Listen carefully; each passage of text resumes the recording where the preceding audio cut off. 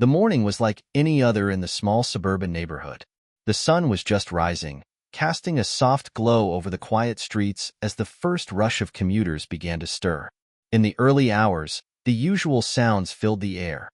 The distant hum of engines, the quiet chatter of pedestrians, and the rustling of newspapers as people began their daily routines. In the midst of it all, driving through these same streets was Carla Matthews, a woman who prided herself on living a simple, peaceful life. Carla was headed to a friend's house for breakfast, a ritual she looked forward to after a long week. She hadn't expected anything out of the ordinary. The streets were calm, the world still waking up, and it seemed like the perfect day to unwind and catch up. She slowed down as she approached the intersection, turning left at the familiar stoplight. Then, suddenly, her rearview mirror flashed with the unmistakable red and blue lights of a squad car. Carla's heart skipped a beat. It was the kind of moment everyone dreaded, but she didn't think it would happen to her. After all, she hadn't done anything wrong. She was just another commuter, just another woman making her way through the world. Her hands tightened around the steering wheel, and her pulse quickened as she maneuvered the car to the side of the road. There was no need to panic, she thought. It was probably just a routine stop. A simple question about her registration, maybe. Nothing to worry about. The squad car came to a halt behind her. A figure emerged from the vehicle, a man, tall and broad-shouldered, his uniform crisp and precise. He walked towards Carla's car, his boots tapping softly against the asphalt with each step. Carla watched him approach, trying to calm her nerves. This wasn't new to her. She had been pulled over before, but this time, something felt different. The officer didn't smile or offer the usual pleasantries. He didn't even greet her. His expression was hard, his gaze intense. His eyes, hidden behind dark sunglasses, seemed to size her up as he reached her window. Carla rolled it down slowly, trying to stay composed. "Good morning," she said, her voice betraying a hint of unease. The officer didn't respond immediately. He simply stood there for a moment, staring at her. The pause felt longer than it should have. Then, he asked for her driver's license and registration. Carla fumbled for the papers in her glove compartment, feeling the weight of the officer's stare on her. She handed him the documents, her hand trembling slightly. "Everything in order?" she asked, trying to keep the conversation light. The officer took the papers without acknowledging her question. His eyes scanned them quickly, then flicked back to Carla. For a brief moment, he didn't say anything. He just stared at her, as if studying her. Carla felt her throat tighten. There was something about the way he was looking at her that made her uncomfortable, something that made her skin crawl. "Step out of the vehicle," he said suddenly, his voice flat and devoid of emotion. Carla blinked, confused. "I'm sorry, what? Is there a problem?" "I said, step out of the vehicle," the officer repeated, his tone colder this time. A cold chill ran down Carla's spine. She had been pulled over before, but never with this level of aggression. Her mind raced as she considered her options. This wasn't just about a simple traffic stop anymore. Something was off, but she complied, opening the door and stepping out into the street. The officer was still standing near the car, his body language rigid. Carla felt a knot form in her stomach, but she didn't dare speak up. "Can I help you with something?" she asked, trying to keep her voice steady. "Are you questioning me?" the officer snapped, his hand moving toward his belt, where his radio was clipped. He didn't reach for it, but the gesture made Carla's heart race. This wasn't just a misunderstanding. This was something more. "I'm just trying to understand what's happening here," Carla replied, her voice shaking slightly. Without warning, the officer took a step closer. His breath was hot on her face, and Carla could smell the faint scent of his cologne mixed with the harsh antiseptic tang of his uniform. He raised his hand as if to motion for something. Then, in an instant, the slap came. It was swift and brutal, a sharp sting across her face that left her reeling. Carla stood there, frozen, her hand instinctively flying to her cheek. The shock of the slap was overwhelming. The world around her seemed to slow down, the sounds of passing cars becoming muffled as she tried to process what had just happened. She couldn't believe it. This wasn't happening. The officer stepped back, his eyes narrowing as he watched her reaction. Carla could feel the sting still lingering, the humiliation crashing over her like a wave. How could he do that? Why? She had done nothing to provoke him. Her mind was racing, trying to make sense of it all. But nothing added up. The officer hadn't given her a reason, hadn't even explained his actions. He hadn't even acknowledged the slap. Carla looked around for help, but the street was still empty. The neighborhood was quiet, the world seemingly blind to what had just occurred. In that moment, Carla knew one thing. This wasn't just about her anymore. This was something bigger, something that reached beyond the confines of this street. This was an act of violence rooted in something much deeper, something that had nothing to do with her and everything to do with the officer's prejudices. As the officer turned away without another word, Carla's pulse began to throb in her ears. She stood there, shaking, her mind struggling to catch up with what had just happened. She wanted to scream, to yell, to demand an explanation, but she knew it was pointless. The officer had already walked back to his vehicle, as if nothing had occurred. It wasn't until Carla picked up her phone and dialed her husband that she realized just who she was. The voice on the other end of the line was calm, but Carla could hear the shift in his tone as he processed her words. She had just been slapped, and the officer had no idea who she was. But her husband did. He was the commissioner. And that slap, whether the officer realized it or not, had just changed everything. Before we continue, we notice that 80% of our viewers haven't subscribed yet.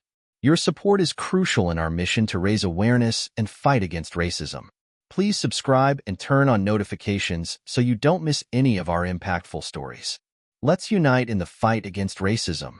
Leave a comment below with your thoughts and let's keep the conversation going. Carla's mind raced, but her body remained frozen in place. The sting on her cheek lingered, a sharp reminder of the brutal moment that had just unfolded. She stared at the officer's back as he returned to his squad car, each step he took further cementing the injustice of what had just happened. She could feel the heat of her own anger building, but at the same time, there was a deep, suffocating fear. Fear of what might happen if she reacted too strongly.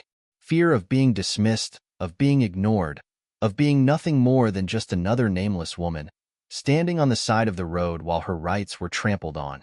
Her phone buzzed in her pocket, and she pulled it out quickly, hoping it would be her husband. He had to know about this. She needed him to understand. She needed him to do something. Her fingers fumbled as she dialed the number. The ringing seemed to echo in her ear as the minutes stretched, each second filled with the weight of her decision. Finally, the call connected, and she didn't even wait for him to speak before blurting out the words that had been rattling around in her head. "I need you to listen to me. I need you to come here right now." Her voice was shaky, a mixture of shock and anger that she couldn't contain. "I was just slapped by a cop. He didn't even say anything, just hit me out of nowhere." Her heart pounded in her chest as she spoke, each word a desperate cry for help. On the other end, she could hear her husband's calm voice, but there was something different about it. It wasn't the reassuring tone she had grown used to. It was sharper, more alert. "Where are you? What's happening?" She told him where to find her, her mind still in a whirlwind. The officer had already driven off, but Carla couldn't bring herself to move. Her body was rooted to the spot, her legs trembling, the adrenaline still surging through her veins. She stood there for what felt like an eternity, her thoughts circling back to the slap. It was more than just an assault, it was a statement. The officer hadn't asked for her cooperation, hadn't offered an explanation. He hadn't even treated her like a person. He had slapped her like an object, like someone with no value. Her mind flashed to all the stories she had heard. Stories about people who had been subjected to mistreatment, to violence, to injustice. She never thought it would happen to her.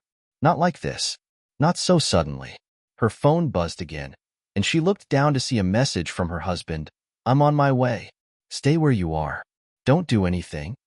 Her grip tightened on the phone, and for a moment, she felt the weight of it all. Carla had always considered herself a private person, never one to attract attention, always quietly supporting her husband's work behind the scenes. She had never expected to find herself at the center of a scandal, at the center of something so raw and unforgiving. She wasn't a public figure, she wasn't used to being thrust into the spotlight. But now, there was no choice. This moment would change everything. She could feel her pulse quicken again as she glanced down the road. In the distance, she could see the flashing lights of her husband's car approaching, and she wondered what he would say, what he would do. Would he call for an investigation? Would he take action? Or would this incident be swept under the rug? Just another case of police overreach that would fade away with time. Carla didn't know. But what she did know was that she couldn't let this go. She couldn't let the officer's actions stand unanswered. She couldn't pretend like nothing had happened. Like this wasn't a symptom of something much larger, something systemic. Carla was no longer just a wife, no longer just a woman on the side of the road. She was a symbol now. A symbol of everything wrong with a system that allowed people like the officer to act with such impunity. Her husband's car pulled to a stop in front of her, and she looked up as he got out. He was tall, broad-shouldered, the familiar, comforting sight of him offering some relief in the wake of the chaos she had just endured. His face was calm, but Carla could see the tension in his eyes. He had heard the urgency in her voice, and it was clear that he understood the gravity of the situation. "Carla," he said, his voice steady. "What happened?" She took a deep breath, trying to collect herself. She could see the concern in his eyes, but there was also something else, something that Carla couldn't quite place. There was no anger in his voice, but there was a quiet determination. "The officer, he slapped me. Just out of nowhere. I don't even know why. He didn't explain himself, didn't ask me anything. He just hit me. It felt like I was nothing. I didn't even matter to him." Carla's voice shook as she recounted the events, her eyes locking onto her husband's face as she searched for some sign that he understood the full extent of what had happened. Her husband didn't speak right away. He just stood there for a moment, his expression unreadable. Then, slowly, he nodded. "We need to get this documented. We need to make sure this doesn't go unnoticed," he said firmly. "But we're not doing this right now. I need you to come home, get some rest. We'll figure out the next steps, but I don't want you out here any longer. Let's just get through the day. It's going to be okay." Carla didn't argue. She simply nodded, her body still trembling. She had no idea how to feel. There was a part of her that wanted to scream, to demand answers. But she knew that the fight wasn't over. Not by a long shot. As she climbed into the car, Carla's mind was a storm of thoughts.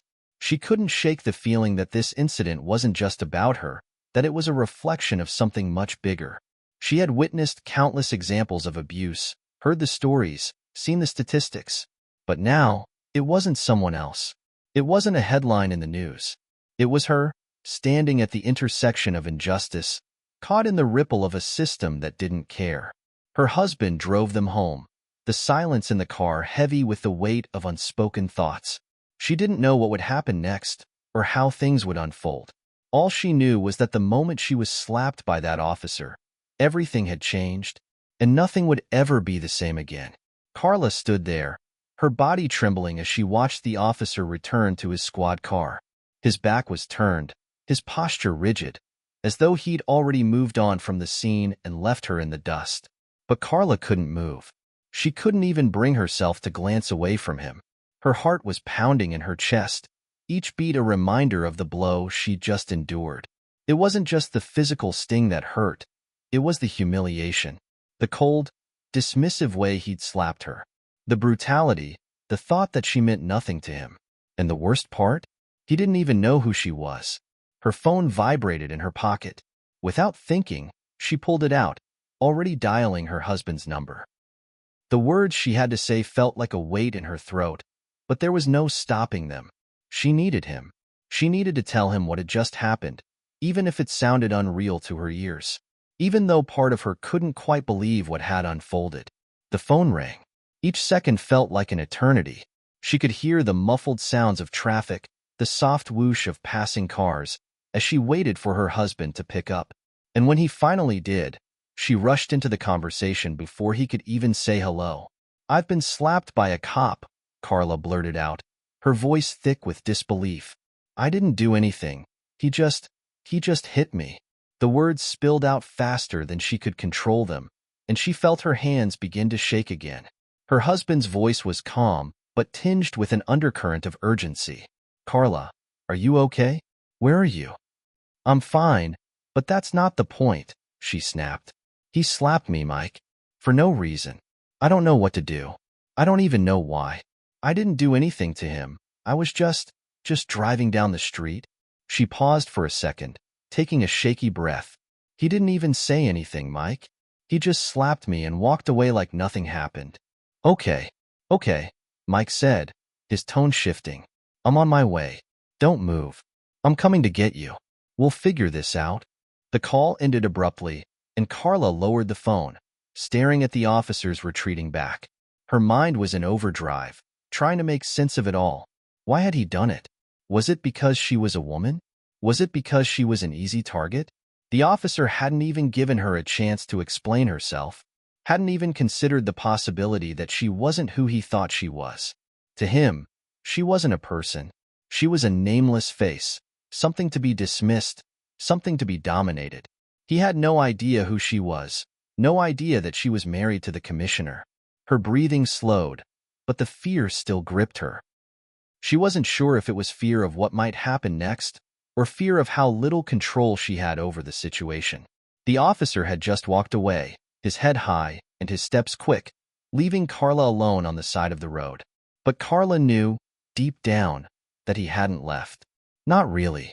His actions, his slap, were still there, echoing in the pit of her stomach, and they weren't going to disappear. Not until she did something about it. Mike's car pulled up to the curb, the sound of the tires on the gravel snapping her back to reality. She didn't look at him immediately. Instead, her eyes remained fixed on the officer, who was now seated in his squad car, seemingly oblivious to the chaos he had just caused. It was like he was waiting for the world to continue on without him, as though nothing had happened. But Carla knew better. Mike stepped out of the car, his eyes scanning the area before landing on her. There was no hiding the worry in his expression as he approached.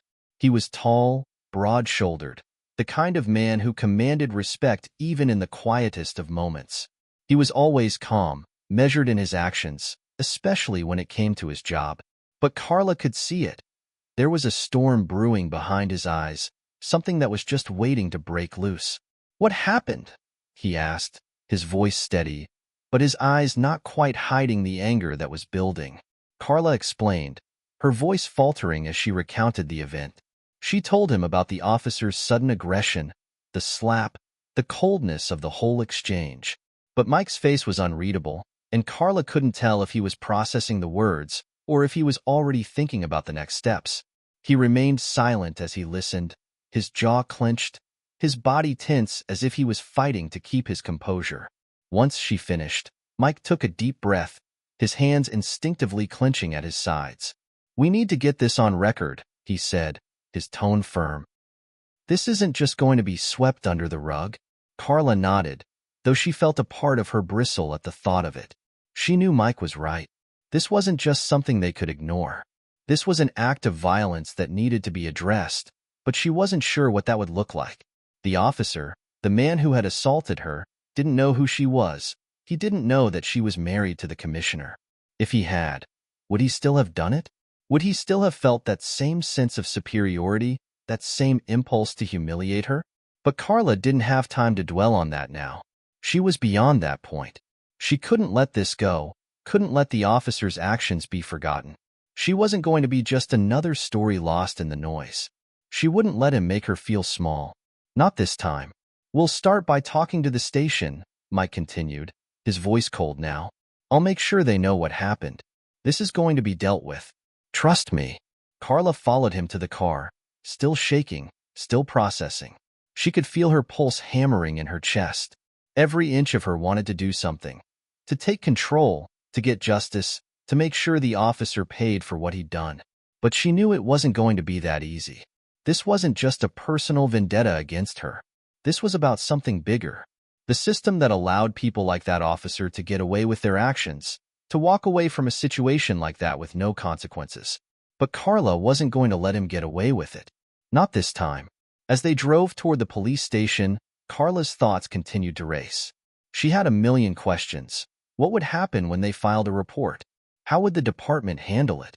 Would the officer face any repercussions? Or would this just be another incident swept under the rug? She didn't know, but she couldn't stop herself from wondering. The unknown was the worst part. The uncertainty gnawed at her, kept her awake even as she sat in the passenger seat of Mike's car. Her hand gripped the door handle tightly, her knuckles white from the pressure. She didn't know how this would end. She didn't know what kind of justice she would find, if any. But she did know one thing for sure. The fight wasn't over yet, and she wasn't going to back down. As they pulled into the parking lot of the station, Carla looked over at Mike, her gaze meeting his. There was no turning back now.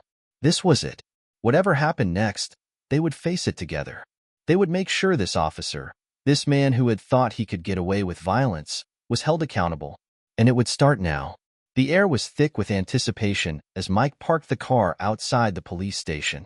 Carla sat still, her hands clenched tightly in her lap. She could feel the weight of the moment pressing down on her, but at the same time, there was a certain clarity in her mind. The decision had been made.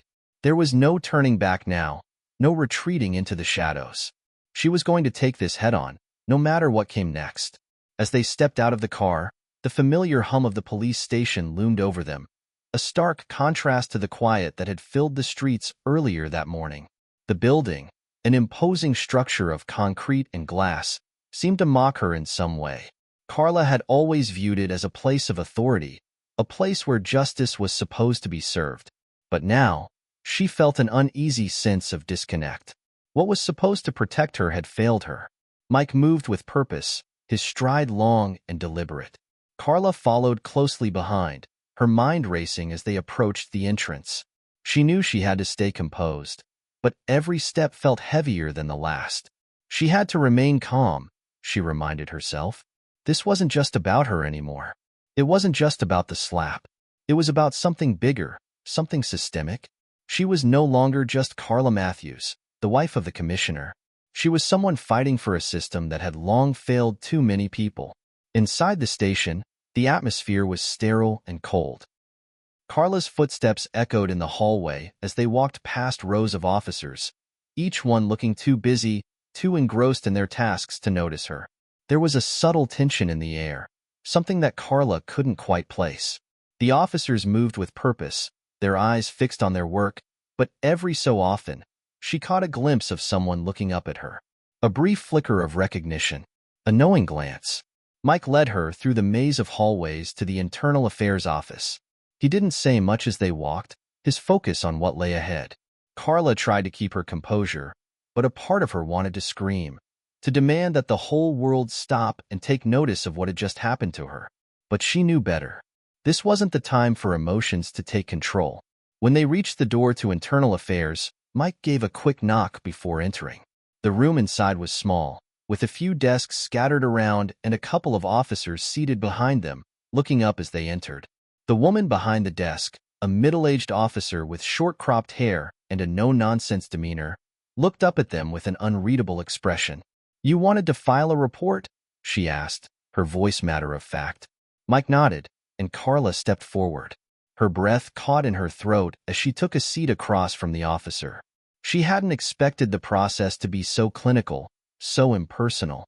But the moment she began speaking, the floodgates opened. She recounted the incident, the slap, the officer's cold demeanor, the way he treated her like she didn't matter. As she spoke, she could see the officer's expression shift. It was subtle, but Carla caught it. The officer's eyes flicked toward Mike for a brief second, and then back to Carla. The shift was small, but it spoke volumes. When Carla finished, the officer nodded slowly, scribbling something down on a notepad. "We'll need to conduct an investigation," she said flatly. "We'll need to get statements from all parties involved. You'll be contacted when we have more information." Carla felt a knot tighten in her chest. This wasn't the resolution she had hoped for. It was just the beginning of a much longer process. She could tell that the officer was trying to maintain professionalism, but Carla wasn't naive. She could see the way things worked. The hesitation in the officer's eyes spoke to a deeper discomfort, something Carla couldn't quite grasp yet, but it made her uneasy. "Thank you," Mike said, his voice firm. He stood up, his body language radiating a quiet authority that was hard to ignore. Carla followed his lead, and they left the room together. As they walked out of the station, The weight of the situation settled in again. Carla had hoped for a more immediate response, a more forceful stance. But instead, it felt as though they were simply ticking boxes. It was like a loop, another investigation, another process. The slap that had shattered her sense of safety now felt like it was being reduced to a paperwork issue. "I don't trust them, Mike," Carla muttered as they reached the car. "I don't trust this process. I know how these things go." Mike didn't answer right away. He was focused on starting the car, his hands gripping the steering wheel tightly. He was thinking the same thing. He could feel the weight of Carla's words, the truth in them. The system was broken. It had always been broken. And yet, there was nothing they could do but go through the motions. "We'll keep pushing," Mike said, his voice steady but laced with frustration. "If we don't get results here, we'll go higher. We'll take it to the media if we have to. We'll get this officer on record." Carla didn't answer. She just stared out of the window, her mind racing once again. She wasn't sure what was worse, the slap or the way it was already being buried under bureaucracy. The entire system, it seemed, was designed to protect the ones who held power, not those who had been wronged. As they drove through the city, Carla couldn't shake the feeling that something was off. She thought about the officer, the slap, and the casual way he had walked away as if nothing had happened. He hadn't cared about her. He hadn't cared about her dignity, her safety. It wasn't just the slap. It was everything that had led up to it. The years of systemic inequality, the way people like him could act with impunity because they knew there would always be someone to cover for them. And then, it hit her. What if the officer didn't know who she was? What if that had been the point? What if the only reason he had done it was because he saw her as just another woman on the side of the road? He didn't know she was married to the commissioner. He didn't know her history, her connections. To him, she was just a nameless face. But what if the reason he slapped her had nothing to do with who she was, but everything to do with how he saw her? As someone beneath him, someone he could dismiss, humiliate, control? Carla's thoughts raced, the pieces falling into place. The more she thought about it, the clearer it became. This wasn't just about one officer. This was about the entire system. The layers of power that existed to keep people like Carla at the bottom, where they couldn't fight back. She knew that this wouldn't be an easy fight. She knew that the process was going to be long, and that the system wasn't designed to protect people like her. But she also knew that she couldn't back down now. Not after everything that had happened.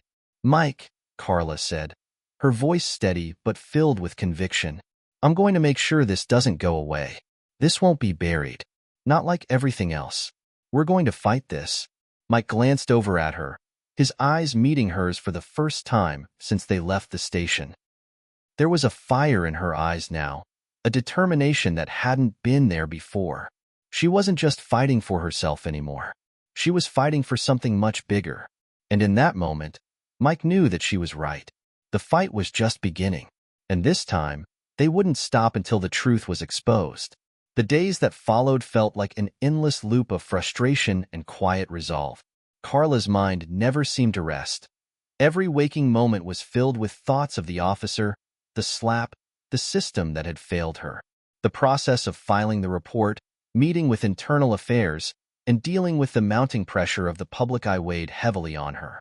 But the fire within her was growing, fueled by the sense that something had to change. Mike kept a close watch on the progress of the investigation, checking in regularly with the police department. Each call, each meeting seemed to drag on forever, and the answers they received were always the same. "We're looking into it. The investigation is ongoing." But nothing concrete, nothing solid. There was a growing sense of unease in Carla's chest. She knew that the wheels of bureaucracy turned slowly, but the silence was starting to speak louder than the words they were hearing. Carla spent most of her days at home, pacing, waiting for something to happen. She had become hyper-aware of the way people in the neighborhood looked at her, at the way some looked away when they saw her walking past. She'd overhear snippets of conversation in the local coffee shop, people whispering, talking about the incident, speculating. Some seemed sympathetic, others indifferent. And a few, she could tell, were quietly judging her. It was clear that the officer's actions were being brushed under the rug, but Carla wouldn't let it slip away. She refused to let it fade into obscurity. The anger that had been simmering in her for days began to bubble over into action. She wasn't going to sit by and let the injustice stand. Mike had been right. If the internal affairs process wasn't going to yield results, they would go higher. And that's exactly what they did. Mike had connections, of course. Being the commissioner's husband had its perks, and he used them to start pushing the case up the chain. Calls were made, higher-level officials were contacted, and slowly, the story began to spread beyond the confines of the local police department. But it wasn't just about the department anymore. It was about the public, the media. Carla had never been one to seek out attention, but she knew that this case needed to be heard. She needed to make sure that people understood the full scope of what had happened, that this wasn't just a personal assault, but a symptom of a much larger problem. It wasn't just about her. It was about all the women, all the minorities, all the people who had been subjected to abuse at the hands of those in power, only to have their stories swept away, forgotten. One afternoon, a reporter from a local news station reached out. Carla was hesitant at first, unsure if this was the right direction. But after a few discussions with Mike and her closest friends, she realized that this was the moment to take a stand. The interview was set up quickly, and before she knew it, Carla was sitting in front of the camera, the weight of the world on her shoulders. She had been nervous about speaking out, but the moment she started talking, it felt like a weight had been lifted. She spoke clearly, articulating her emotions, her fears, her frustrations. She didn't hold back. She told them everything. The slap, the officer's lack of regard, and the way the police had responded with silence. "I don't want this to just be about me," Carla said in the interview.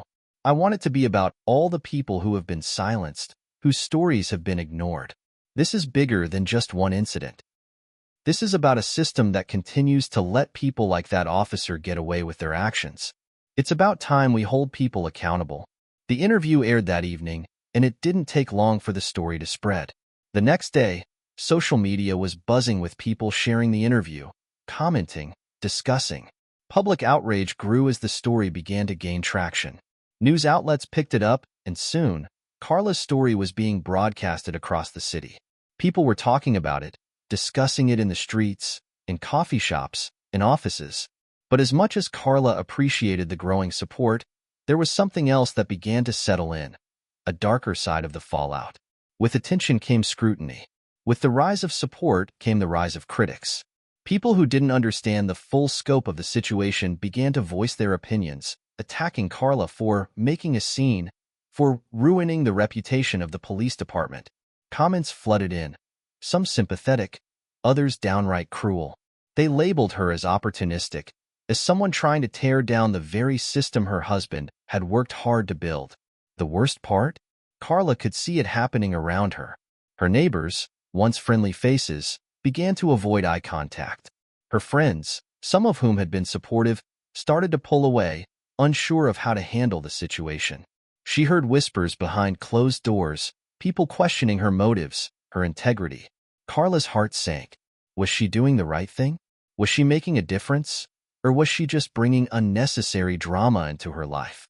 She spent sleepless nights scrolling through social media, reading the vicious comments, the mockery. The worst were the personal attacks, the ones that didn't just question her actions, but her character. In her quieter moments, Carla began to doubt herself. She questioned whether her efforts were worth the toll it was taking on her and her family. She thought of the officer, the man who had slapped her without hesitation, and wondered if anyone would ever truly hold him accountable. Would he face the consequences of his actions? Or would this be just another incident buried by a system built to protect its own?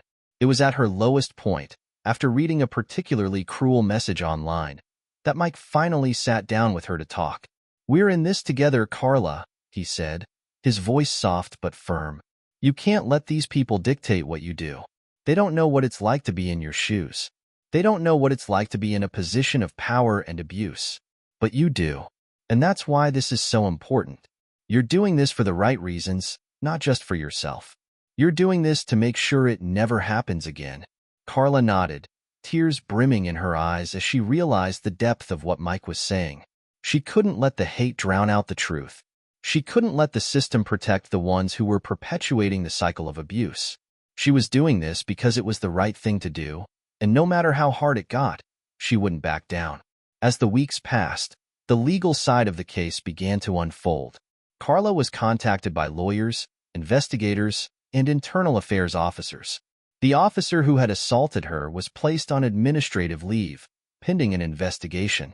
But as the process dragged on, Carla knew that the fight was far from over. The pressure was mounting, and the media continued to hound the case. The public's attention had shifted from sympathy to scrutiny, and Carla was beginning to realize the price of her decision to speak out. But through it all, she remained determined. With every comment, every attack, she grew more resolute. She would not let this slip into the shadows. She would make sure the truth was known, no matter what it cost her. She owed it to herself, to her dignity, and to all the people who had faced the same kind of injustice.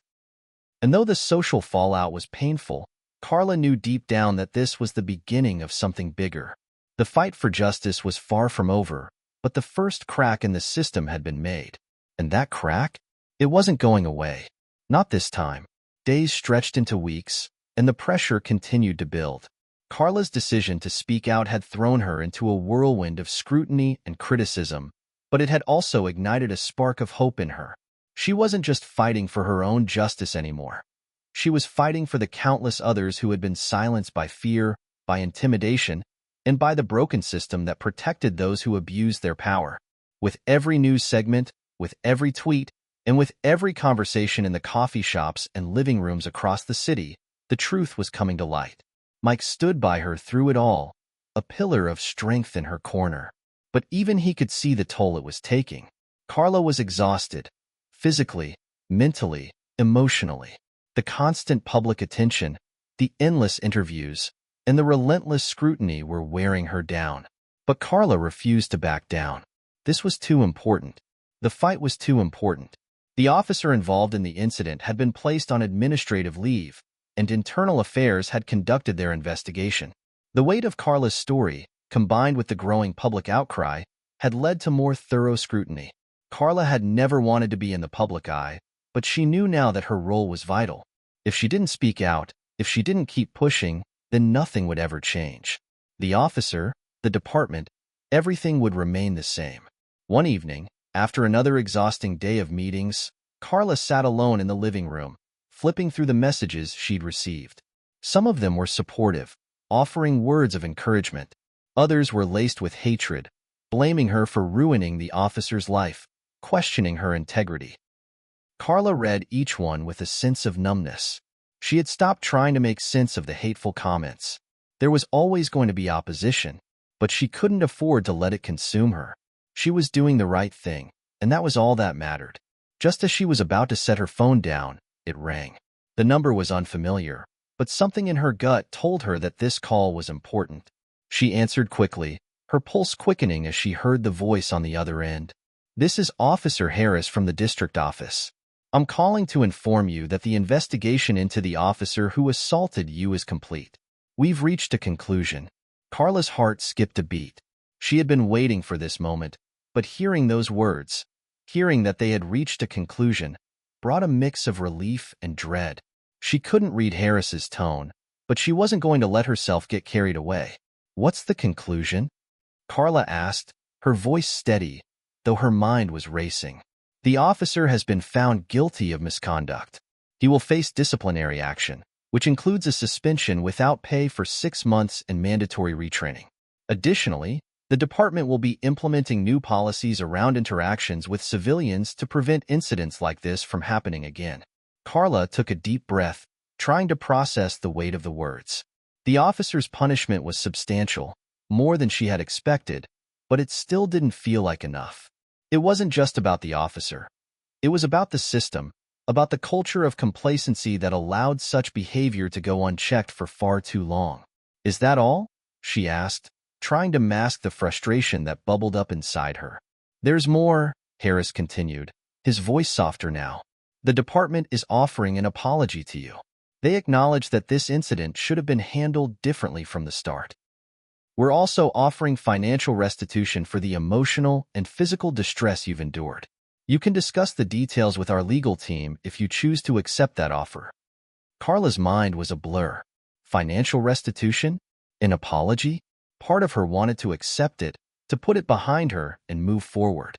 But another part of her, the part that had been through so much already, knew that this wasn't the resolution she had imagined. The apology was hollow, the restitution a band-aid on a much deeper wound. She didn't know what to say. There was a part of her that felt the pressure to just end it all, to take the offer and move on. But then, she thought of the other victims. She thought of the people who hadn't had the chance to speak up, who didn't have the platform or the privilege to make their voices heard. She couldn't let this be enough. Not when she had come this far. "I don't want an apology," Carla said, her voice shaking with determination. "I want real change. I want accountability. This isn't over." There was a brief silence on the other end of the line, before Harris finally responded. "Understood. We will continue to work with you to ensure that the department is held accountable. Thank you for your courage." Carla hung up the phone, feeling a mixture of anger, relief, and exhaustion. The officer had been held accountable, but that didn't feel like enough. There was still so much more to be done. She still needed to see real change, real reform, and she wasn't going to stop until that happened. The next few days were a blur. Carla's decision to reject the financial restitution and apology caused a stir in the media. Some people applauded her for standing firm, for refusing to settle for anything less than real change. Others criticized her for being difficult, for not accepting what had been offered to her. But Carla didn't care. She had made her choice, and she knew it was the right one. She spent the following weeks meeting with activists, lawmakers, and community leaders, working together to draft new policies and laws that would protect citizens from police misconduct. The officer's case was just one example of the larger issue that had been ignored for far too long, and Carla was determined to make sure that the story didn't end with her. She wanted to create a lasting impact, to ensure that future generations would be protected, that their voices would be heard when they were wronged. As the weeks turned into months, Carla began to feel a sense of peace return. The media frenzy had died down, and while the wounds of the past still stung, she knew she had made a difference. The department had made changes, and the officer had been held accountable. It wasn't a perfect resolution, but it was a start. And for the first time in months, Carla could look at herself in the mirror and know that she had done everything she could to make things right. The fight wasn't over, and Carla knew that. But she had proven something to herself and to the world. That one voice, one person, could make a difference. She had taken a stand when no one else would, and in doing so, she had sparked a movement that would continue long after the cameras stopped rolling. In the end, Carla Matthews wasn't just the wife of the commissioner. She was a symbol of resilience, of courage, and of the power of speaking out against injustice. And that, more than anything else, was her true victory.